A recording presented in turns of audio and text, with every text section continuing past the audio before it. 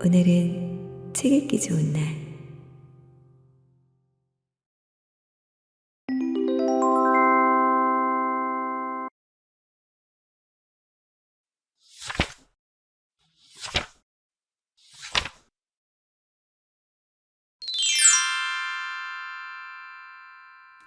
빨강머리 앤.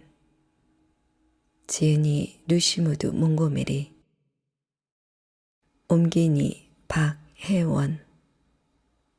출판사 더 클래식.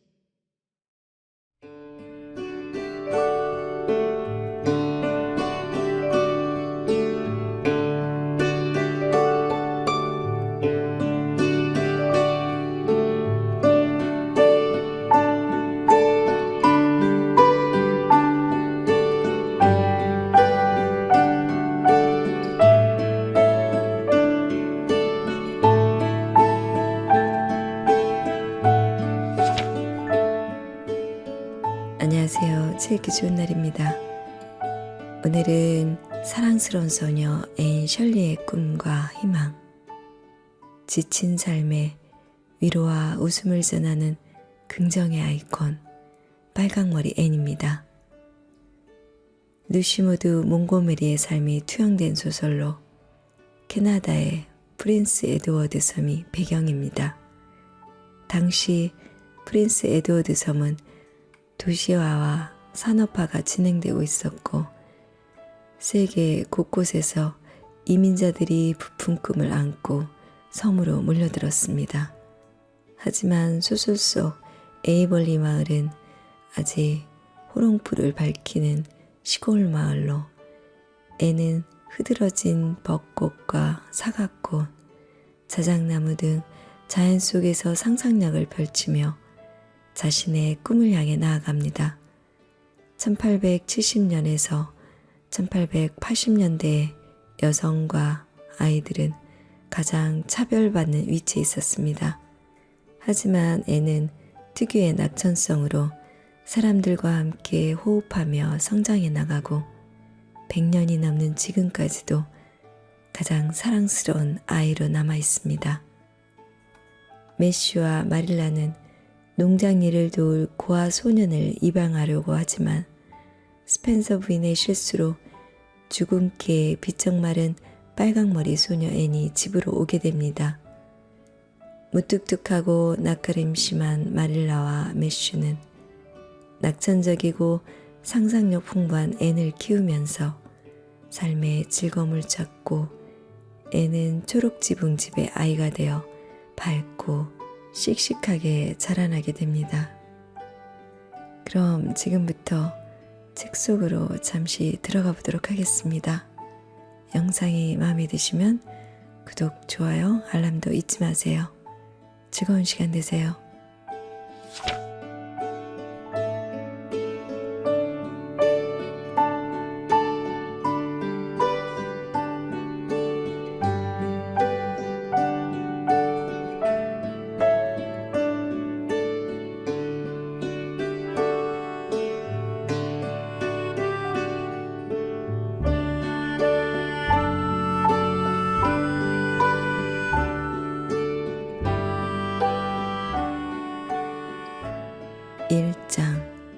레이철 린드 부인이 놀라다.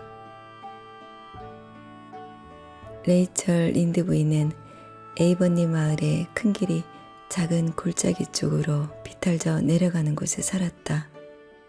길가에는 오리나무와 귀걸이를 닮은 후크시아 꽃나무가 늘어서 있었고 오래된 커스퍼튼의 농가가 자리한 숲에서 시작한 개울이 집 앞을 가로질러 지나갔다. 개울은 숲속 깊은 상류에서 알 수 없는 비밀을 간직한 폭포와 물웅덩이를 만들며 복잡하게 뒤엉켜 세차게 흐르다가 린드 부인의 집 앞에 이를 즈음에는 조용하고 잔잔한 개울로 변했다. 개울조차 레이첼 린드 부인의 집 앞을 지날 때는 예의 바르고 얌전하게 흘러야 한다는 것을 아는 모양이었다. 어쩌면 린드 부인이 창가에 앉아 개울이든 아이들이든 앞을 지나가는 것은 무엇이든 놓치지 않고 눈여겨보고 조금이라도 이상하거나 평소와 다르다 싶으면 그 까닭과 사정을 캐내고 만다는 것을 알아서인지도 모르겠다. A번이뿐 아니라 어느 동네에나 자기 일은 내팽개친 채 다른 사람 일에 참견하는 이들이 있다.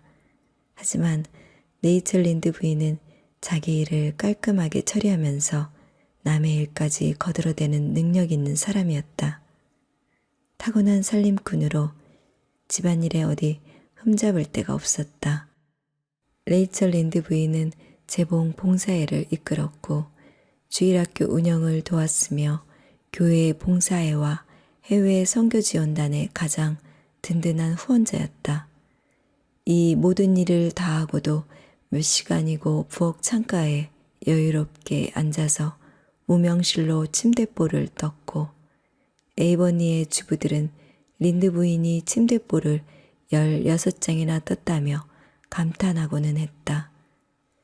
린드 부인은 침대볼을 뜨면서도 골짜기를 가로지르며 언덕 위로 굽이굽이 가파르게 올라가는 큰 길에서 시선을 떼지 않았다. 에이버니는 세인 트로레스만 축으로 튀어나온 작은 삼각형 모양의 반도에 위치했고 양쪽이 바다였다. 따라서 마을에서 나가거나 마을로 들어오는 사람은 누구든지 그 언덕길을 지나야 했기 때문에 무엇 하나 놓치는 법이 없는 레이첼 린드 부인의 보이지 않는 감시를 피할 길이 없었다. 6월 초순 어느 날 오후 레이첼 린드 부인은 부엌 창가에 앉아 있었다. 창으로 환하고 따스한 햇살이 비쳐들었다. 집 아래 비탈진 과수원에는 새 신부의 얼굴처럼 발그레한 연분홍 꽃들이 활짝 피었고 그 위로 많은 벌들이 윙윙 날아들었다. 에이버니 사람들이 네이처 린드의 남편이라고 부르는 체구가 작고 성품이 온순한 토머스 린드는 헛간 너머 언덕밭에서 때늦은 순무씨를 뿌리고 있었다. 매슈 커스버트도 초록지붕집 위쪽 개울가의 널찍한 붉은 밭에서 순무씨를 뿌리고 있을 터였다. 레이첼은 어제 저녁 카모디의 윌리엄 제이 블레어네 가게에서 매슈가 내일 순무씨를 뿌릴 거라고 피터 모리슨에게 말하는 것을 들어 알고 있었다. 먼저 질문한 사람은 당연히 피터였다. 매슈 커스버트는 어떤 얘기든 평생 먼저 꺼내는 법이 없었다. 그런데 그런 매슈 커스버트가 한창 바쁜 오후 3시 30분에 유유히 마차를 몰고 골짜기를 지나 언덕을 오르고 있었다. 하얀 칼라가 달린 가장 좋은 옷까지 빼입은 것을 보면 에이버니 마을 밖으로 나가는 게 분명했다. 게다가 밤새 앞마리 끄는 2인승 마차를 탔으니 꽤 먼 거리를 간다는 뜻이었다. 매슈 커스버트가 어디를 가는 거지? 도대체 무슨 일로? 지나는 사람이 매슈가 아니라 다른 에이벌리 주민이었다면 린드 부인은 재빨리 이런저런 정보들을 끼워 맞춰 이 두 가지 질문에 꽤 그럴듯한 추측을 내놓았을 것이다. 그러나 매슈는 좀처럼 집 밖을 나서지 않는 사람이었고 그의 그런 성격으로 볼 때 급하고 심상치 않은 일이 있는 게 분명했다. 그는 부끄러움을 아주 많이 타서 낯선 사람들을 만나거나 말을 섞어야 하는 자리에 나서기를 몹시 싫어했다. 하얀 칼라가 달린 옷을 차려입은 매슈가 마차를 무는 모습은 쉽게 볼 수 있는 장면이 아니었다. 아무리 이리저리 생각해 보아도 마땅히 답이 떠오르지 않자 린드 부인의 즐거운 오후는 엉망이 되었다. 마침내 이 존경스러운 부인은 마음을 먹었다. 차를 마신 뒤에 초록지붕 집에 가서 매슈가 어디를 갔는지 무슨 일로 갔는지 마릴라한테 직접 들어야겠어. 매슈는 매년 이맘때면 웬만해서는 시내에 나가지도 않고 절대 다른 사람 집도 방문하지 않는다고 숨을 부족해서 살아가는 길이라면 마차를 타고 저렇게 차려입고 갈 리가 없지. 마차도 느긋하게 보는 걸 봐서 의사를 부르러 간 것도 아니고 어젯밤 이후로 갑자기 나갈 일이 생긴 게 분명해. 도무지 모르겠단 말이야. 오늘 매슈가 무슨 일로 에이버니 마을을 나갔는지 알기 전에는 신경 쓰여서 아무것도 못하겠어. 그렇게 해서 린드 부인은 차를 마신 뒤 집을 나섰다. 그리 먼 길은 아니었다. 과수원에 둘러싸인 커스버튼의 집은 아무렇게나 크게 지어올린 모양이었고 린드 부인이 사는 골짜기에서 400m가 채 안 되는 거리에 있었다. 하지만 워낙 좁고 긴 시골길이라 실제보다 훨씬 멀게 느껴졌다. 매슈의 아버지도 아들만큼이나 부끄럼을 많이 타고 말수가 적어서 농장을 처음 지을 때 숲속에 완전히 파묻히지는 않아도 되도록 사람들과 멀리 떨어진 곳을 선택했다. 그래서 땅을 개간하여 가장 끄트머리에 현재 초록지붕집을 지었고 지금도 에이버니 마을의 다른 집들이 옹기종기 모여있는 큰 길에서는 초록지붕집이 거의 보이지 않았다. 레이첼 린드 부인은 그런 곳에 사는 것은 사는 게 아니라고 생각했다. 그건 그냥 머무는 거지. 린드 부인은 마차 바퀴 자국이 푹 팬 오솔길을 걸으며 혼자 말했다. 오솔길 양옆에는 들장미 덤불이 늘어서고 풀이 무성했다. 이렇게 외딴 곳에 둘만 덜렁 살고 있는 걸 보면 매슈나 마릴라나 좀 별나기는 해. 나무하고 친구가 될 것도 아니고 하긴 그들은 그걸로 족하다고 하겠지만 그래도 사람을 보고 살아야지. 뭐 두 사람은 만족하는 것 같긴 해도 그건 익숙해져서 그런 거지. 사람은 어디든 익숙해지기 마련이니까. 목을 매달아놔도 거기에 익숙해진다는 아일랜드 속담도 있잖아. 그러는 사이 린드 부인은 오솔길을 벗어나 초록지붕집의 뒷마당에 들어섰다. 누구미 푸르른 마당은 잘 정돈되어 매우 말끔했다. 한쪽에는 오래된 버드나무들이 든든하게 자리를 지켰고 맞은편에는 포플러 나무들이 우직하게 자라고 있었다. 장가지 하나, 돌멩이 하나 보이지 않았다. 그런 것들이 있었다면 린드 부인의 눈에 띄지 않을 리 없었다. 린드 부인은 마릴라가 집안을 청소하는 만큼 마당도 쓸고 닦았다고 생각했다.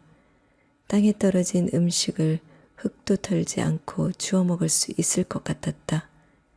린드 부인은 부엌문을 탕탕 두드린 뒤 들어오라는 소리에 안으로 들어섰다. 초록지붕 위의 부엌은 쾌적하니 기분 좋은 공간이었다.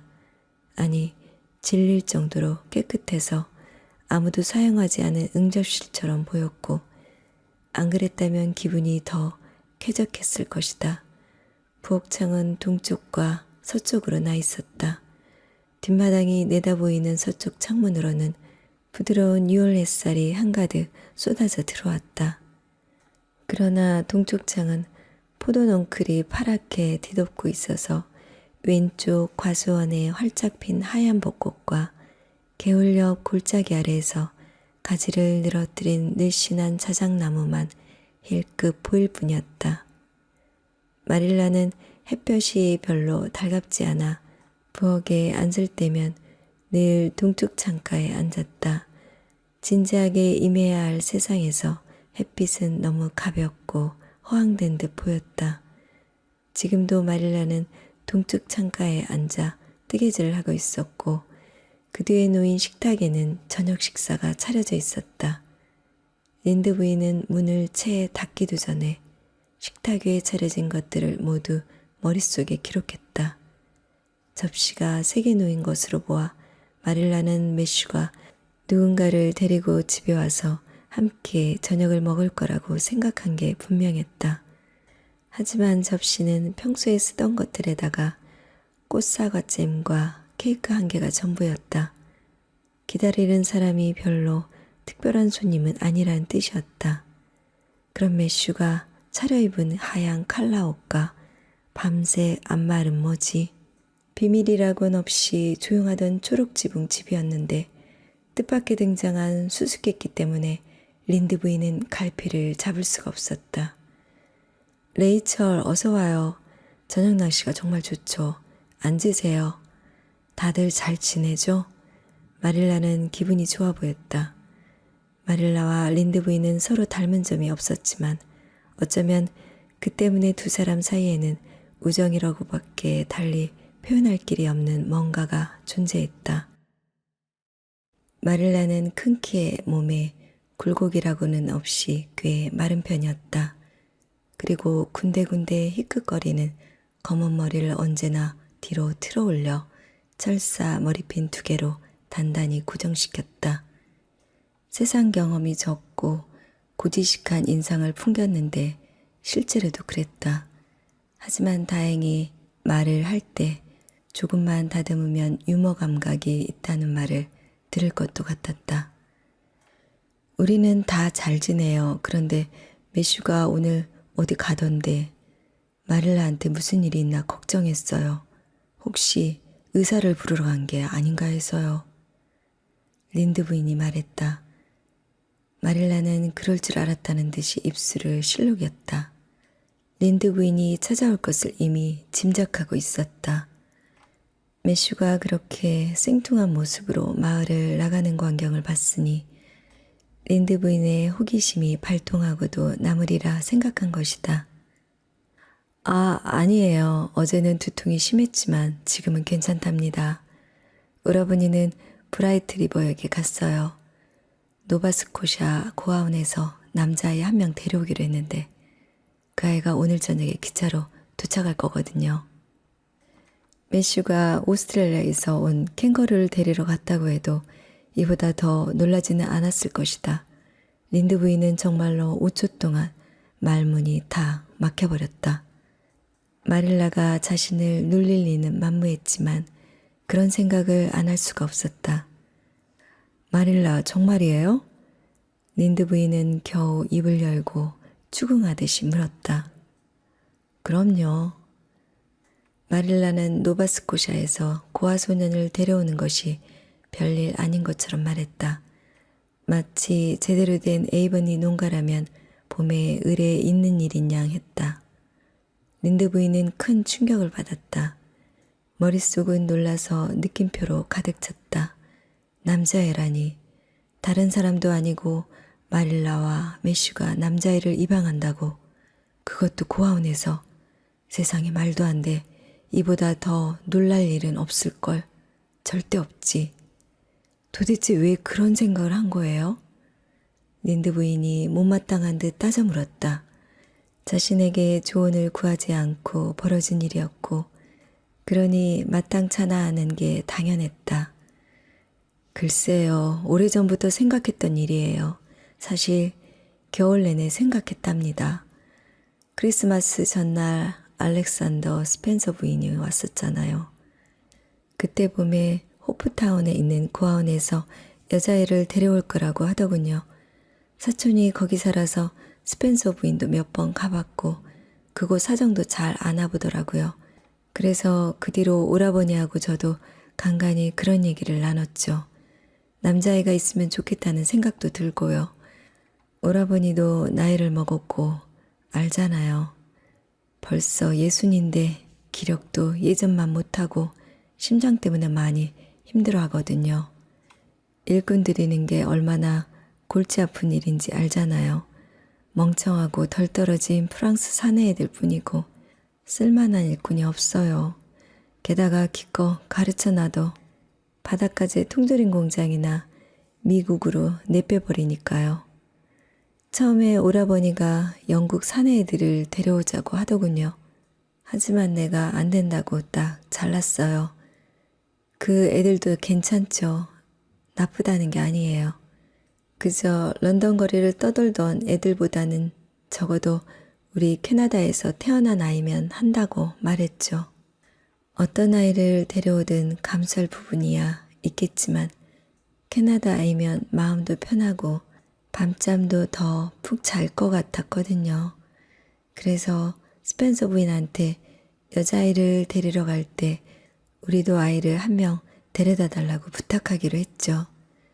지난주에 스펜서 부인이 간다더라고요. 그래서 카모디에 사는 리처드 스펜서 가족한테 말을 좀 전해달라고 했어요. 10살에서 11살 정도의 똘똘한 믿음직한 남자아이로 데려다 달라고요. 그 정도 나이면 잔심부름도 시키고 제대로 가르치기에도 딱 좋은 것 같아요. 아이한테 좋은 가정환경도 만들어주고 학교 교육도 받게 하려고요. 우체부가 스펜서 부인이 역으로 보낸 정보를 오늘 가져왔는데 저녁 5시 반 기차로 올 거라더군요. 그래서 오라버니가 브라이트 리버 역으로 아이를 마중 나간 거예요. 스펜서 부인이 그 역에서 아이를 내려주기로 했거든요. 부인은 화이트 샌즈 역까지 가야 하니까요. 린드 부인은 언제나 자기 생각을 이야기하는데 나름 자신이 있었다. 그래서 이 놀라운 소식에 마음을 가다듬고 자신의 생각을 밝히기 시작했다. 마릴라, 솔직하게 말할게요. 아주 어리석고 위험한 일을 벌인 것 같아요. 두 사람은 지금 본인들이 무슨 일을 하고 있는지 모르는 것 같아요. 생판 모르는 아이를 집에 들이고 가족으로 받아들이려는 거잖아요. 그 아이에 대해 털끝만큼도 아는 게 없으면서 말이에요. 성격은 어떤지, 부모는 어떤 사람이었는지, 나중에 커서 어떻게 될지 전혀 모른단 말이죠. 왜 지난주에 신문기사를 읽었는데 섬 서쪽 끝에 사는 어떤 부부가 고아원에서 남자아이를 데려왔대요. 근데 그 아이가 한밤중에 집에 불을 냈다는 거죠. 마릴라, 일부러 불을 냈다니까요. 하마터면 침대에서 다 죽을 뻔한 거죠. 또 어떤 집에서는 입양한 아이가 툭하면 날달걀을 빨아먹었는데 끝까지 그 버릇을 고치지 못했대요. 마릴라, 미리 나한테 의견을 구했더라면 그런 생각은 절대 하지도 말라고 말해줬을 텐데 마릴라, 미리 얘기하지 그랬어요. 달갑지 않은 조언에도 마릴라는 기분 나빠하거나 놀라지도 않았다. 마릴라는 뜨개질을 계속하며 말했다. 레이철, 그 말도 일리는 있는 거 인정해요. 나도 전혀 꺼림칙하지 않은 건 아니니까요. 하지만 오라버니가 이미 마음이 기울었고 그게 눈에 보여서 내가 물러섰답니다. 메시 오라버니가 뭔가에 열의를 보이는 경우가 흔치 않아서 그럴 때면 내가 꼭 져줘야 할 것 같거든요. 그리고 위험한 거야. 세상 살면서 사람 사는 일이 다 그렇죠. 그렇게 따지면 부부가 임신해서 아이를 낳는 것도 위험 부담이 있죠. 아이들이 전부 잘 크는 건 아니니까요. 게다가 노바스코샤는 우리 섬과 바로 붙어 있잖아요. 영국이나 미국에서 데려오는 것과는 다르죠. 그 애는 우리하고 크게 다르지 않을 거예요. 린드 부인은 불쾌한 마음을 숨기지 않는 목소리로 의구심을 쏟아냈다. 그럼 뭐 별탈 없기만을 바랄게요. 다만 그 애가 초록 지붕집을 불태워버리거나 우물에 독약을 풀거나 해도 나한테 왜 안 말렸냐고 원망하지나 말아요. 뉴브랜즈 육지에서 실제로 고아원 출신 아이가 그런 짓을 해서 온 가족이 끔찍한 고통 속에서 죽었다고 하더군요. 여자애였다고는 하지만요. 글쎄요, 우린 여자애를 데려오는 게 아니니까요. 마릴라는 우물의 독을 푸는 게 지극히 여성스러운 행동이라는 듯이 남자애는 그런 걱정을 할 필요가 없다는 식으로 말했다. 여자애를 입양에 기를 생각은 주어도 없어요. 스펜서 부인이 여자애를 입양한다기에 나도 놀랐어요. 스펜서 부인이야. 마음만 먹으면 고아원도 통째로 입양할 사람이죠. 린드 부인은 매슈가 입양할 고아를 데리고 돌아올 때까지 기다리고 싶었지만 매슈가 도착하려면 줄 잡아도 2시간은 넘게 기다려야 했다. 그래서 그 길로 로버트 벨의 집으로 가서 소식을 전하는 게 낫겠다고 결론을 내렸다. 이 소식은 분명 엄청난 파장을 일으킬 터였고 린드 부인은 이런 얘기거리를 만드는 것을 무엇보다도 즐겼다. 그렇게 린드 부인은 초록지붕집을 나섰고 린드 부인의 비관적인 생각들 때문에 두려움과 의심이 되살아나던 마릴라는 그제야 다소 마음이 놓였다. 린드 부인은 조심스럽게 오솔길로 들어서면서 불쑥 내뱉었다. 다른 사람도 아니고 꿈은 아니겠지? 그 어린 것도 안 됐네. 메시와 메릴라는 아이들에 대해 아무것도 모르는데 게다가 어린애한테 제 할아버지보다도 더 현명하고 의젓하길 바라겠지. 그 아이한테 할아버지가 있었는지는 모르겠지만 말이야. 어찌됐든 초록지붕집에 어린아이라니 상상이 안 가는군. 그 집에 아이가 있었던 적이 한 번도 없었지 아마? 그 집에 살기 시작한 게 둘이 다 자라서였으니까. 2사람한테 어린 시절이 있기나 했는지 모르겠네. 지금 둘을 보면 태어날 때부터 저 모습이었을 것 같다니까. 나라면 무슨 일이 있어도 그 집에 입양되지는 않을 텐데. 아이고 불쌍해라. 그렇게 린드 부인은 들장미 덤불을 향해 마음에 가득 찬 말들을 쏟아냈다. 그리고 바로 그 순간 브라이트 리버역에서 얌전히 기다리고 있는 그 아이를 직접 봤다면 불쌍한 마음은 한층 더 깊고 강해졌을 것이다. 2장 매슈 코스버트가 놀라다. 매슈 코스버트는 밤새 앞말이 끄는 마차를 몰고 브라이트 리버역까지 12km가 넘는 길을 기분 좋게 달렸다. 아담한 농장들 사이로 난 아름다운 길이었다. 마차는 향긋한 전나무 터널도 지나고 야생 자두나무 꽃이 맑게 핀 골짜기도 달렸다. 늘어선 사과밭에서 날아든 꽃향기로 공기는 달콤했고 푸른 들판이 저 멀리 진주빛과 자줏빛 안개가 피어오르는 지평선까지 펼쳐져 있었다. 작은 새들이 노래했네. 단 하루뿐인 여름날인 것처럼. 매슈는 나름대로 풍경을 즐겼지만 여자들을 만나 인사를 해야 하는 순간만큼은 그러지 못했다. 프린스 에드워드 섬에서는 그래서 사람을 만나면 알든 모르든 인사를 해야 했다. 매슈는 마릴라와 린드 부인 말고는 모든 여자가 무서웠다. 그 수수께끼 같은 피조물이 자신을 보며 속으로 비웃는 것 같아서 불편하기만 했다. 어쩌면 매슈의 짐작이 맞을지도 몰랐다. 매슈의 외모가 특이하긴 했으니까. 생긴 건 투박한 데다가 회색 머리가 구부정한 어깨까지 길게 내려왔고 20살을 넘기면서부터 한결같이 덥수룩하니 연갈색 턱수염을 하고 있었다.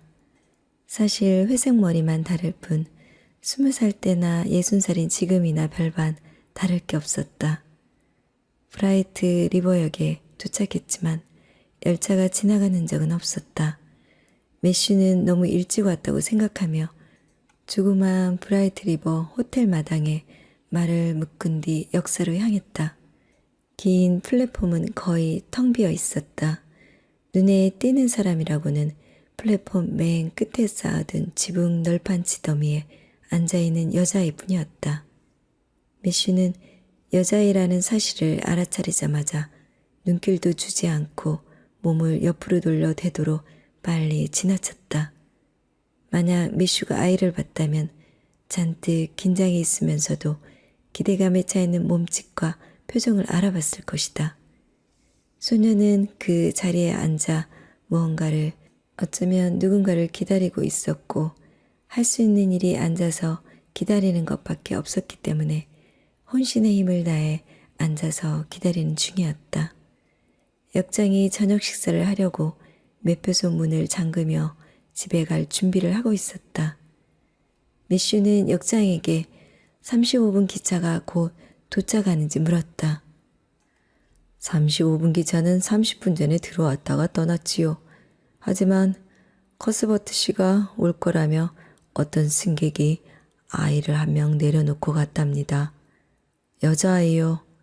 저쪽 널판 지위에 앉아 있을 겁니다.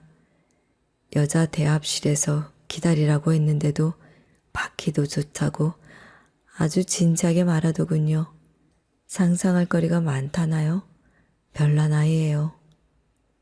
역장이 활기찬 목소리로 대답했다. 여자아이가 아닌데 난 남자아이를 데리러 온 겁니다. 남자아이가 있어야 하는데 알렉산더 스펜서 부인이 노바스코샤에서 남자아이를 데려다 주기로 했거든요. 매슈가 멍하니 말했다. 역장이 휘파람을 불었다. 착오가 있었나 봅니다. 스펜서 부인이 저 여자아이를 데리고 기차에서 내려서 제게 맡겼거든요. 매슈하고 마릴라가 고아원에서 입양할 아이라고. 매슈가 데리러 오고 있을 거라고 말입니다. 제가 아는 건 여기까지예요. 여기에 숨겨놓은 다른 고아아이는 더 없어요. 알 수가 없군. 매슈는 마릴라가 와서 이 상황을 직접 해결해 줬으면 좋겠다고 생각하며 맥없이 말했다. 글쎄요, 저 아이한테 물어보는 게 낫지 않을까요? 아이가 설명해 줄 수 있을 것 같은데 저 애도 입이 있으니까요. 어쩌면 바라던 남자아이가 고아원에 없었는지도 모르잖아요. 역장이 태평스레 말했다. 그러고는 배가 고팠는지 발길을 재촉하며 나가버렸다. 불쌍한 매슈는 사자굴에 들어가 사자갈기를 뽑는 것보다 더 어려운 일을 혼자 해내야 했다. 여자아이, 그것도 낯선 여자아이, 고아 여자아이에게 다가가 왜 남자아이가 아니냐고 물어야 했다. 매슈는 속으로 앓는 소리를 하며 돌아서서 느릿느릿 힘없는 걸음으로 플랫폼을 지나 여자아이에게 다가갔다. 여자아이는 매슈가 지나쳐간 뒤에도 줄곧 매슈를 쳐다보고 있었고 지금도 매슈를 바라보고 있었다. 매슈는 여자아이를 쳐다보지도 않았지만 보았더라도 아이가 어떤 모습인지 제대로 알아채지 못했을 것이다. 하지만 보통 사람이라면 이런 생각을 했을 터였다. 아이는 11살 정도로 보였고 아주 짧고 몸에 꽉 끼는 누런 빛이 도는 볼품없는 회색빛 혼방 원피스를 입고 있었다.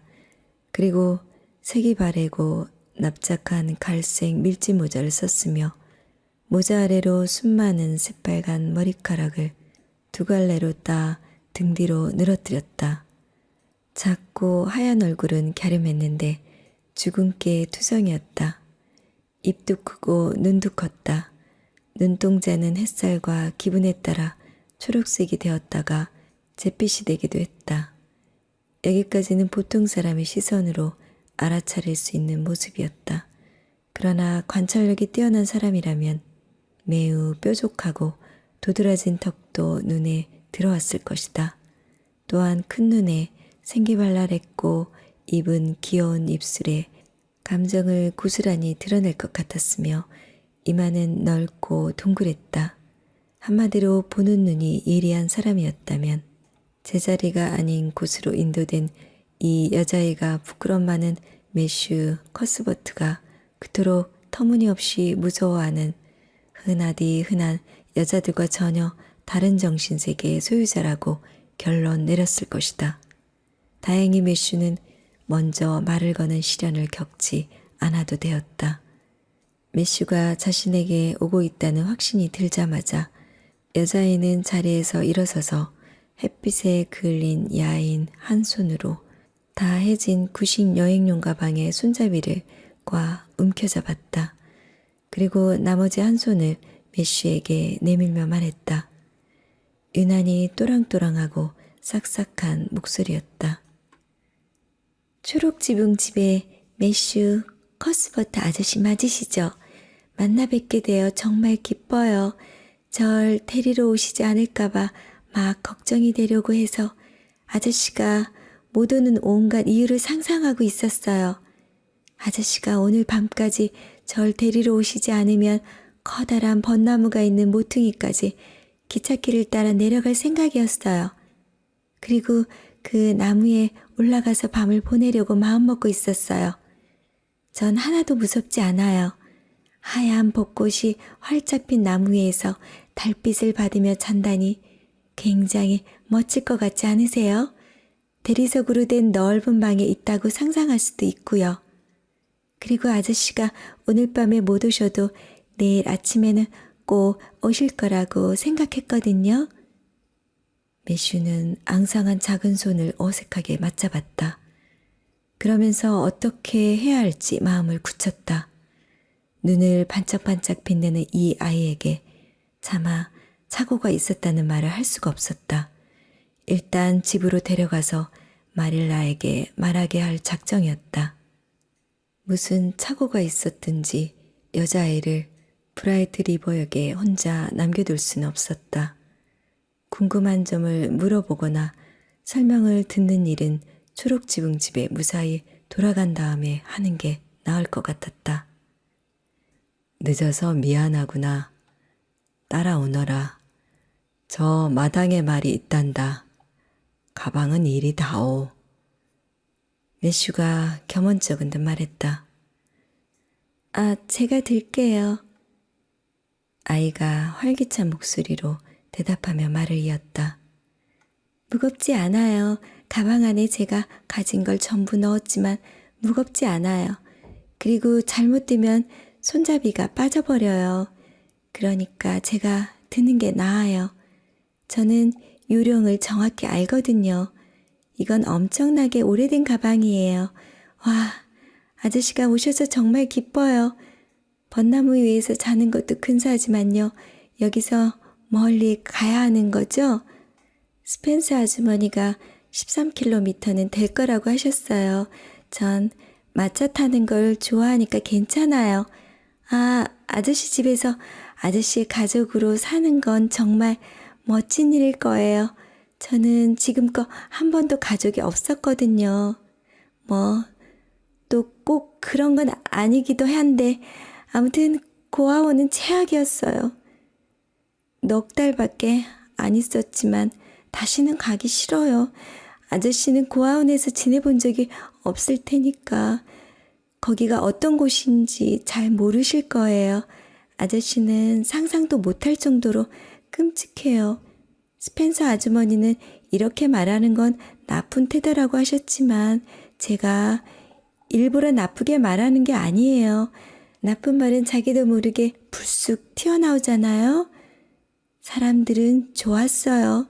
고아원 사람들이요. 하지만 거기는 다른 고아들 말고는 상상할 거리가 너무 없어요.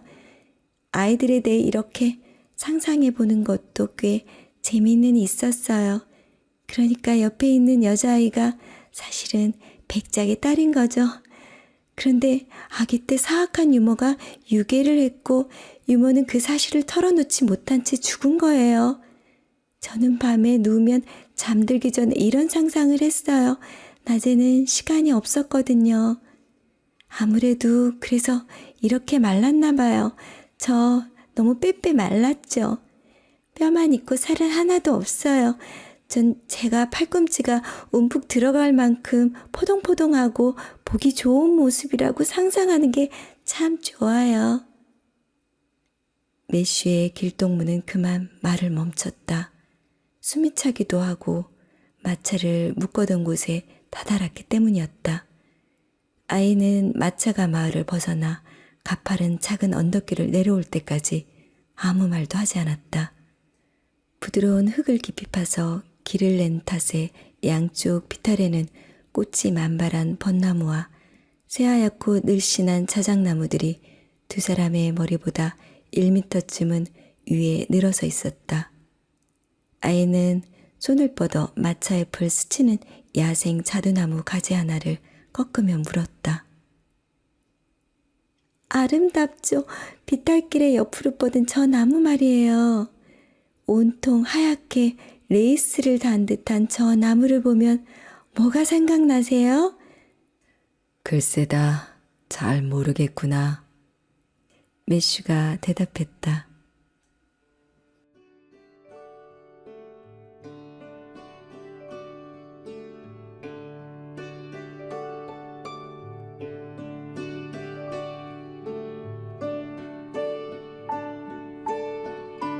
책 읽기 좋은 날 오늘은 여기까지입니다.